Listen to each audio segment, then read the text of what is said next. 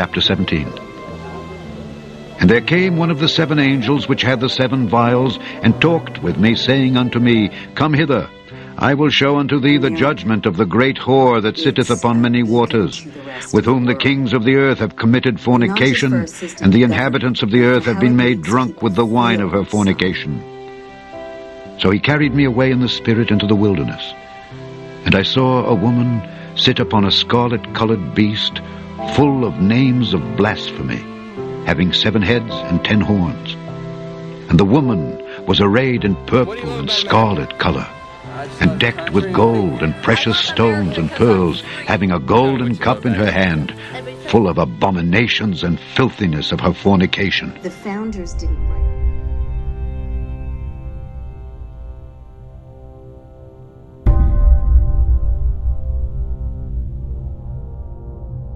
America and our friends will meet this threat with every method at our disposal. FBI, police, open up! A new report says the president and his advisors are still making anti-terrorism policy on the fly. Police in Washington, D.C. have put in place an army of surveillance cameras. There was a request from the White House as to the possibility of replacing all the United States attorneys. We don't torture people. Let me say that again to you. We don't torture people. Preventing mass terror will be the responsibilities of presidents far into the future.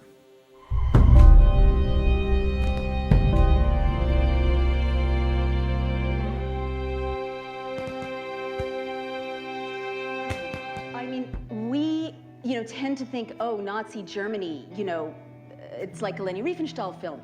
But in fact, Germany in 1930, 31, 32 had gay rights organizations and human rights organizations and feminist organizations. It had celebrities.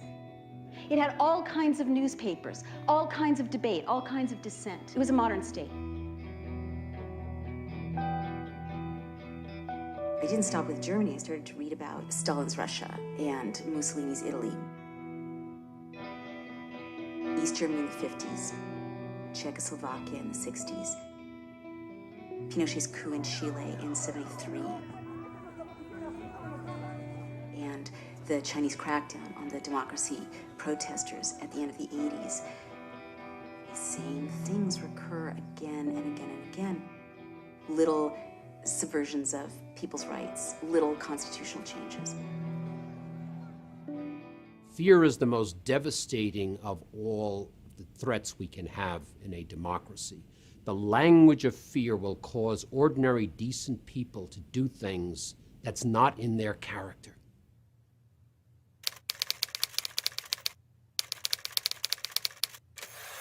The first thing is to invoke a terrifying internal and external threat. And sometimes it's a real threat. After 9/11, the Bush administration used a terrible crime against our nation to launch what it called a, quote, war on terror, end quote.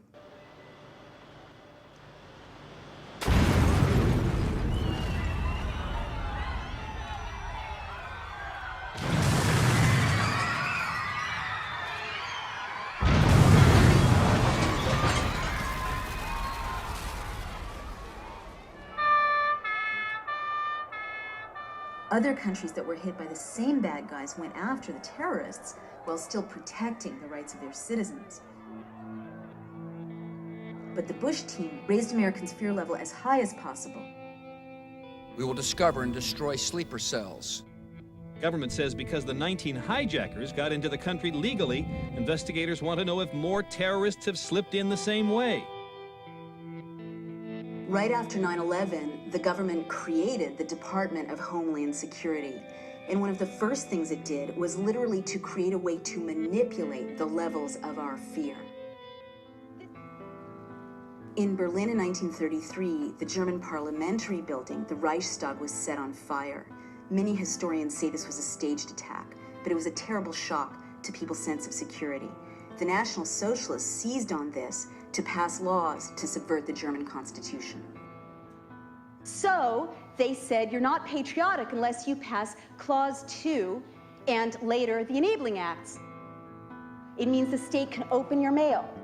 It means the state can listen to your phone calls.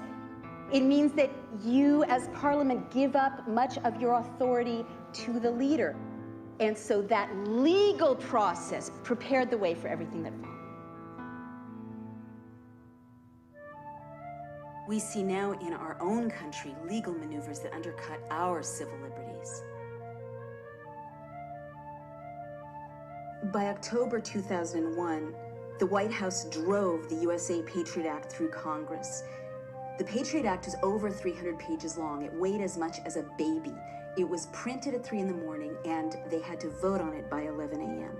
The Patriot Act gave the government access to wiretapping you, electronically surveilling you, researching your medical records, looking at your bank records, looking at your credit card statements, even looking at the books you checked out of the library, all without you ever having done anything wrong, and all without a warrant.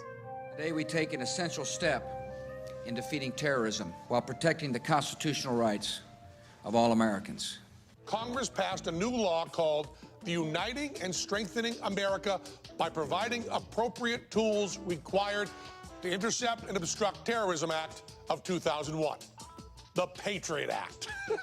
Sure is the axis of evil for bad acronyms. The Patriot Act really opened the door for what followed. The administration used the cover of fighting terrorism to greatly expand intrusive federal law enforcement powers. Our war on terror begins with Al-Qaeda, but it does not end there. It will not end until every terrorist group of global reach has been found, stopped, and defeated. They scared us by invoking the greatest threats of all, the weapons of mass destruction, and a false nuclear threat. There is no doubt that Saddam Hussein now has weapons of mass destruction.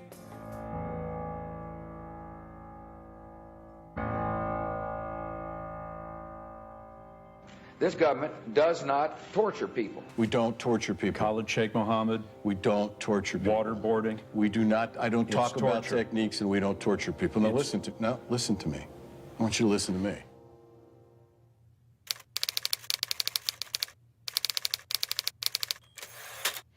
The second thing that always happens in a closing society is to create a secret prison system outside the rule of law where torture takes place. And by secret, I mean unaccountable. Now, the White House has said for years, America doesn't torture. We know now that America tortures grievously. But now we know categorically that the torture was directed from the top, everything from directives to hang prisoners by their hands from the ceiling, electrodes on genitals, threats against family members, extremes of heat and cold, forced nakedness. These are tactics taken right from the Gulag. And we know there are black sites around the world where people are simply disappeared.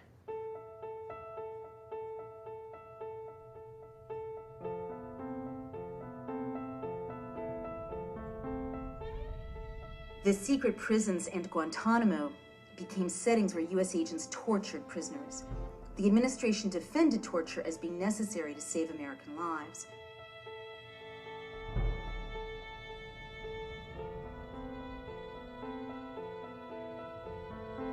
I wake up on November 14th, 2001, and I read in the Times that the president has issued what's called Military Order Number 1. And it is an order of the president's that he issues as the commander-in-chief, essentially says that the president can pick up any non-citizen anywhere in the world who the president thinks might be involved in terrorism. The hunt is on. They're enemy combatants and terrorists who are being detained for acts of war against our country. And that is why different rules have to apply. When people are unpopular, vilified, painted as devils, that's when rights get swept aside. So the administration sought to redefine torture. John Yoo wrote a memo in 2002 that was a semantics game, a really evil semantics game that sought to redefine torture narrowly to just 2 criteria. One was organ failure, and the other was that severe pain and suffering must be inflicted with specific intent. And anything less than that did not, according to this memo, constitute torture. Okay, look, you contributed to the writing of the 2002 memo. Is that right? Yes, sir. The memo was implemented at some point. Is that right? What do you mean by implemented, sir? What I mean by implemented is the guidance that was set forth in that legal memorandum was followed and put into action. Do you understand what I mean by implemented now, sir? So you're asking me, was the memo just told followed? Was the memo followed by... I'm not going to get into semantical games with you in this 5 minutes. I need you to answer the question or refuse to. The Army had for decades a manual on interrogation. It approved 16 methods of interrogation. Rumsfeld then directed to expand the 16 methods of interrogation to 35, and that started our downfall.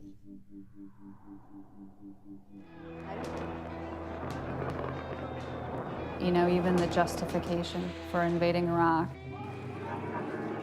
for killing hundreds of thousands of people in Iraq, was based on a lie. It was based on a false confession obtained through torture.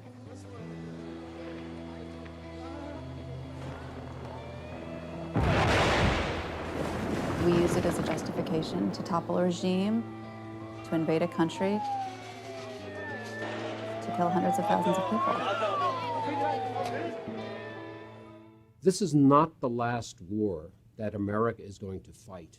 What we do today is creating a precedent for how American prisoners of war who are not yet born will be treated in the future.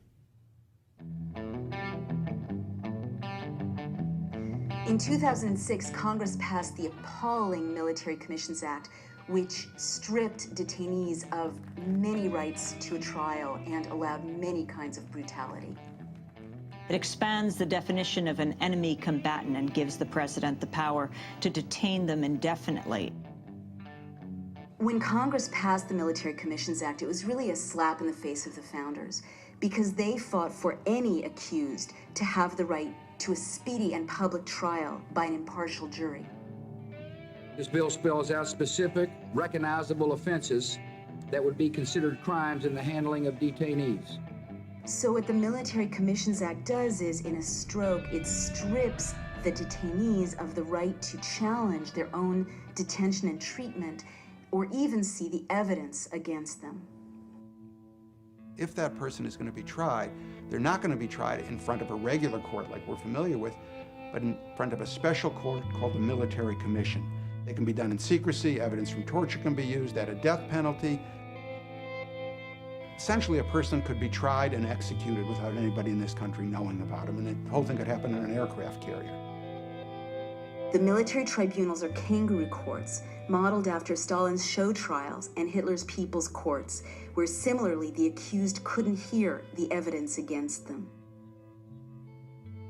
In an open society of due process, right? That means that they have to be able to accuse you of something that you've done. In a closed society, your innocence doesn't protect you. Most chillingly, the Military Commissions Act expanded the definition of enemy combatant to include any innocent U.S. citizen.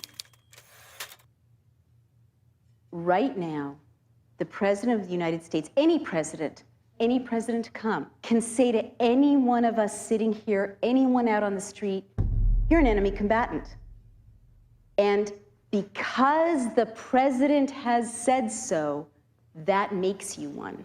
And they can't torture you yet, but they will make it difficult for you to talk to a lawyer, difficult for you to see your family, and psychiatrists know that prolonged isolation makes mentally healthy people insane.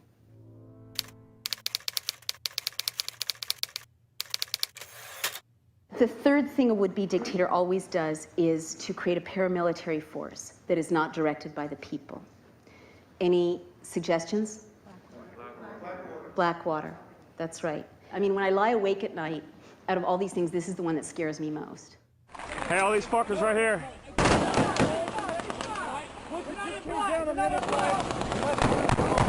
Blackwater is a paramilitary force headed by a guy, Eric Prince, with close ties to the White House.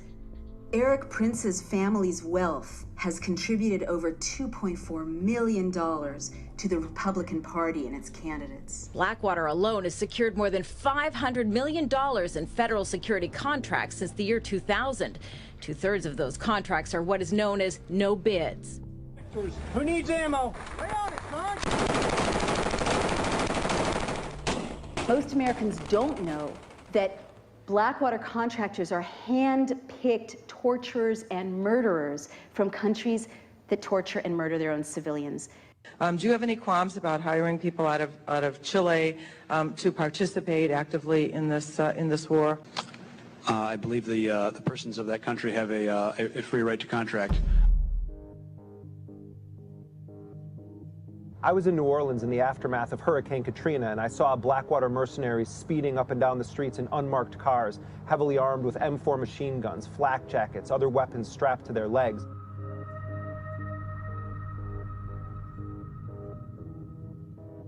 The nation's largest private security company may build a world-class training facility in Kootenai County. The Idaho Post Academy has signed a letter of intent to work with Blackwater if the company decides to build in the region. We feel Blackwater's reputation will hurt Idaho's reputation.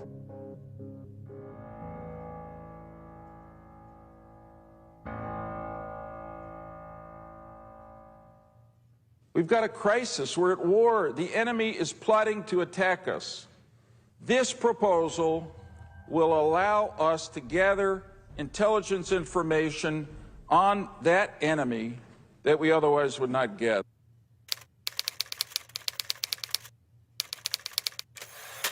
Another sign of a closing society is when government starts to surveil ordinary citizens. Mussolini pioneered this. Hitler set up neighborhood spies. East Germany developed the Stasi, and China today has the Dangan system. You need a surveillance apparatus to close an open society. How was Nazi Germany able to round up so many Jews so quickly? Because they had mechanized the list. Again, how did Pinochet manage to round up mass arrests? Mass arrests are always a hallmark of a closing society. Thousands, tens of thousands of people in a notorious soccer stadium. The list. Every closing society keeps a list. As of July of 2008, there are over 1 million Americans on the watch list. 20,000 names get added each month. 1 million entries. Now, there can't possibly be 1 million terrorists in the United States. We know, for example, there are lots of famous people on that list, don't belong in there. Senator Edward Kennedy, Nelson Mandela, peace activists, nuns, lots of people on the list. After doing some research, I discovered that I was in very good company. Many innocent, outspoken U.S. citizens are on the watch list. We understand that a new member is on the watch list, Drew Griffin of CNN. How did I get on this list? Well, the TSA is adamant it's not even me, even though it is me getting stopped at the airports. And my question is, why would Drew Griffin's name come on the watch list post his investigation of TSA? What is the basis of this sudden recognition that Drew Griffin is a terrorist? What a curious and interesting and troubling phenomenon.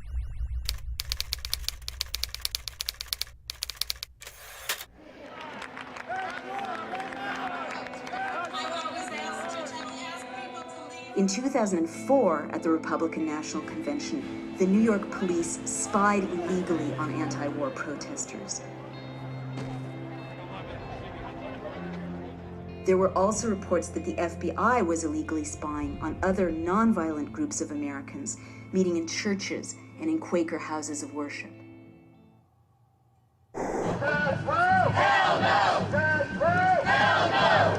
State police documents obtained by the ACLU reveal that undercover cops infiltrated local groups opposed to the death penalty and the war. The internal documents show that nearly 36 times, undercover state police officers covertly took part in protests, like this one in November of 2005. Sports writer David Zirin was part of a group that successfully pushed for a moratorium on the death penalty in the state of Maryland. What he didn't know was that the state police had sent undercover agents to monitor this group of American citizens' legal activities. In the meetings was somebody who was known to us as Lucy. And Lucy would sit there, the word that keeps coming to mind was peppy. Like she would sit there with a big smile on her face and ask lots of questions and take notes. It was always the most basic questions like, wow, why are we doing this? Why about, like the kind of questions that you're happy that somebody who's new to a group asks. And he found out later that it was Lucy who was the spy. It's obvious that they made the conclusion that nothing illegal was going on here, and yet they continued to monitor our email list. They continued to come to our meetings. That's the thing that's so upsetting about this, is that this idea that some people deserve to be watched and some people don't. People should ask that question about, well, where is my Homeland Security money going? Is it actually being used to keep us safer, or is it being used to stifle dissent? The Bush administration says a president's warfighting powers include authority to detain enemy combatants, even when they're U.S. citizens.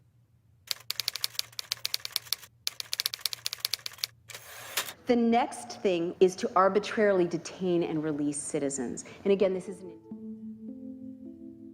Chaplain James Yee, a U.S. citizen, was assigned to Guantanamo Bay.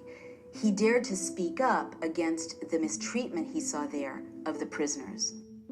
I raised concerns about the abuses that were occurring, how specifically religion was being used as a weapon to try and break these individuals.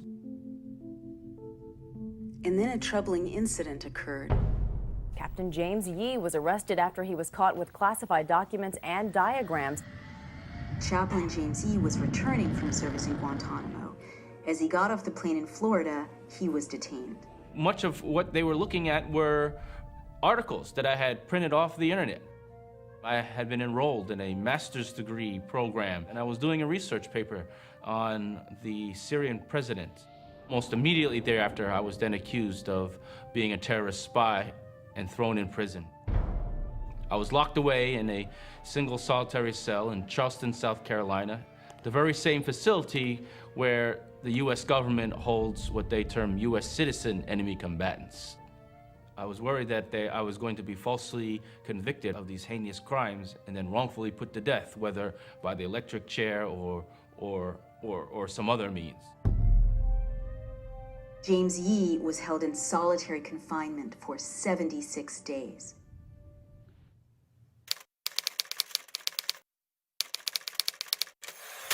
In April of 1933, Goebbels orchestrated spontaneous book burnings where students were supposed to pile up books by people who were critical of the regime and trash them, set them on fire.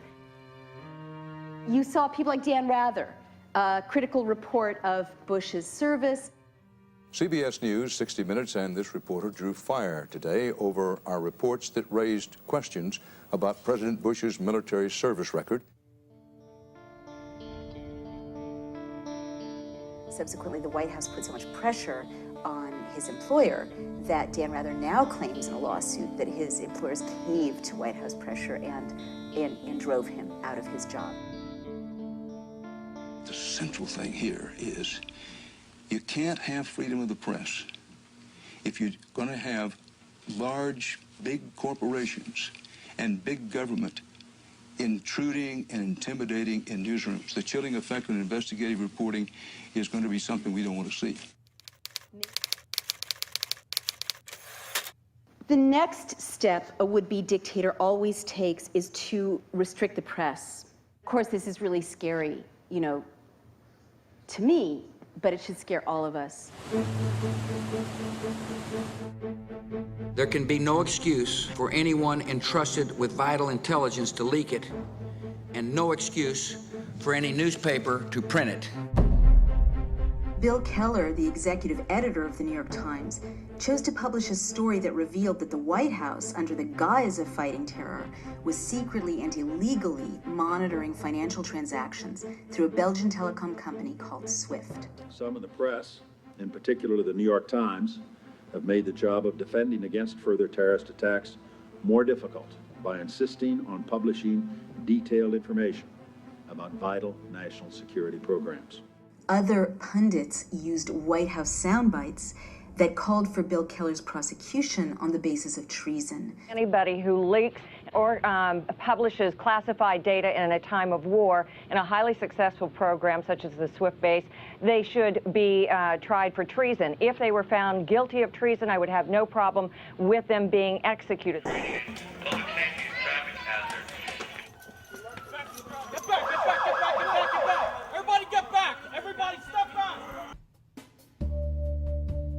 Another really scary example for those of us who are journalists here at home is Josh Wolf, no relation.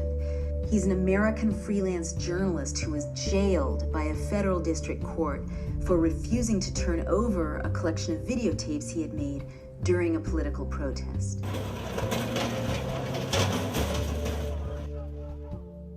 About 2 days after I filmed that protest, the FBI showed up at my house and asked a bunch of questions and wanted to obtain a copy of the full tape.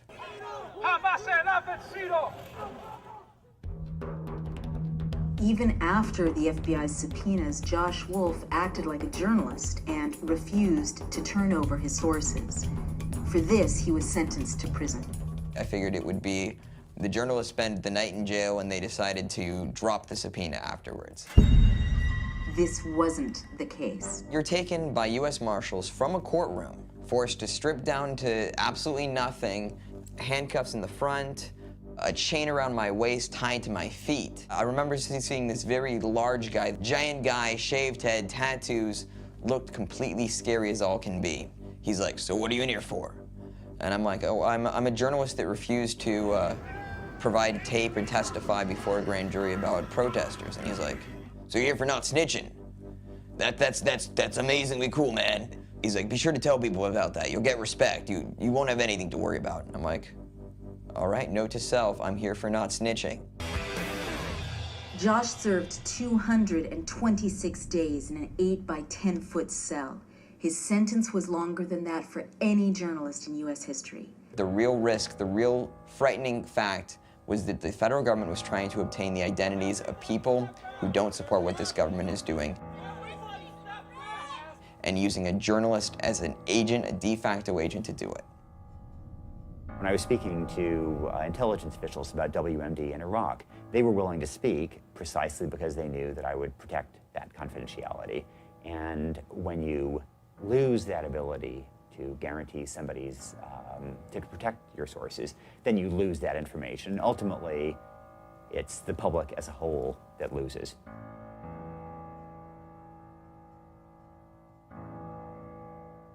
Move! Move! Move! Gentlemen being arrested, and there are a lot of us, but what the fuck? Look at this shit!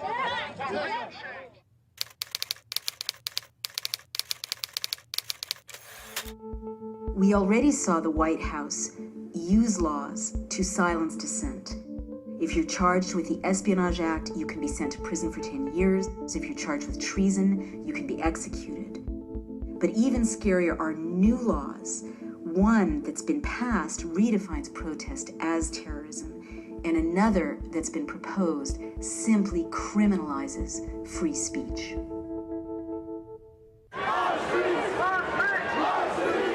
At the Republican National Convention in St. Paul in 2008, 400 American citizens were arrested for protesting. Over 100 were charged with felonies, and dozens of reporters were arrested.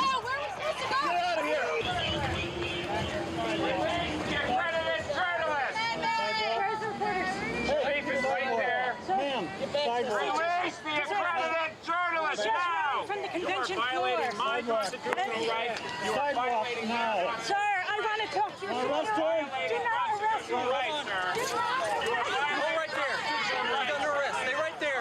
Back up, back up. Hey guys, be quiet. Among those reporters arrested was Amy Goodman, journalist and host of the program Democracy Now! Amy, we're going to get you out of here very soon. Yes. In a nearby park, there was a mass arrest of more than 200 people who weren't even part of the convention protests. You know, we knew that we hadn't done anything wrong. No one was really even holding signs. No one was really even demonstrating. We were all just hanging out. out of nowhere, the police tightened in, and everyone's kind of getting nervous at this point, and they get on the bullhorn and they say, "Ladies and gentlemen, you're all under arrest."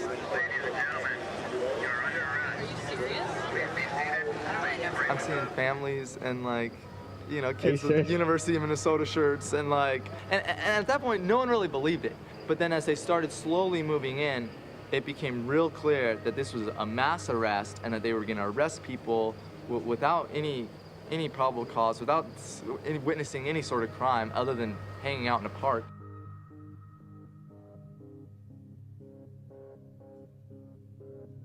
Under the Minnesota Patriot Act, 8 American citizens protesting the convention were later charged with terrorism. Get back,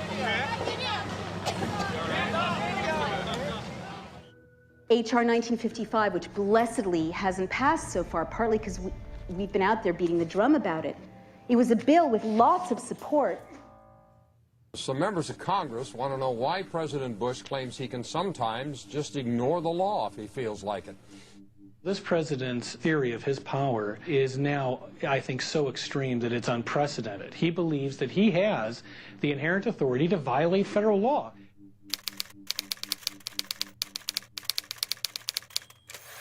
Step 10 is the subversion of the rule of law.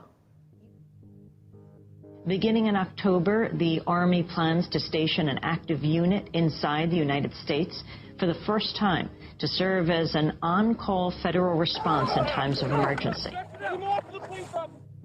On October 1st, 2008, the president deployed a combat brigade from Iraq to the United States of America. 3,000 to 4,000 soldiers will appear on American streets. Their mandate is to engage in quote-unquote crowd control and to subdue individuals who are posing a threat to public order. This damage has been done to pull the last threads out, to make it look like a democracy, but make sure that essentially the pendulum cannot swing. Does the pendulum swing back? Can it? Will it? Well, unfortunately, civil liberties don't swing back like other issues. Civil liberties is a very precious commodity. When you lose them, it tends to run out of your hand like sand, and it's hard to get it back.